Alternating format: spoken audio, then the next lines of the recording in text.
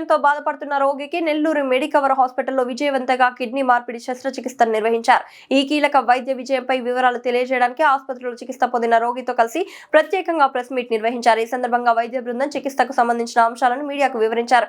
Patient గత కొన్ని సంవత్సరాలుగా దీర్ఘకాలిక కిడ్నీ వ్యాధితో బాధపడుతూ తరచూ డయాలసిస్ పై ఆధారపడాల్సిన పరిస్థితిలో ఉన్నారు. ఆరోగ్యం క్రమంగా క్షీణిస్తుండటంతో వైద్యుల సూచన మేరకు కిడ్నీ మార్పిడి అవసరమైంది. మెడికవర్ హాస్పిటల్స్ నెల్లూరులోని అనుభవజ్ఞులైన nephrology, urology, transplant surgery, anaesthesia మరియు క్రిటికల్ కేర్ విభాగాల సమన్వయంతో అత్యాధునిక సదుపాయాల మధ్య శస్త్రచికిత్సను విజయవంతంగా పూర్తి చేశారు. శస్త్రచికిత్స అనంతరం రోగి ఆరోగ్య పరిస్థితి వేగంగా మెరుగుపడుతూ ప్రస్తుతం పూర్తిగా కోలుకుంటున్నట్లు వైద్యులు తెలిపారు. ఈ సందర్భంగా మెడికవర్ హాస్పిటల్స్ నెల్లూరుకు చెందిన doctor MV Suresh Kumar Reddy, senior consultant nephrologist, renal transplant physician మాట్లాడుతూ కిడ్నీ మార్పిడి శస్త్రచికిత్స అనేది అత్యంత సున్నితమైన మరియు సంక్లిష్టమైన వైద్య ప్రక్రియ.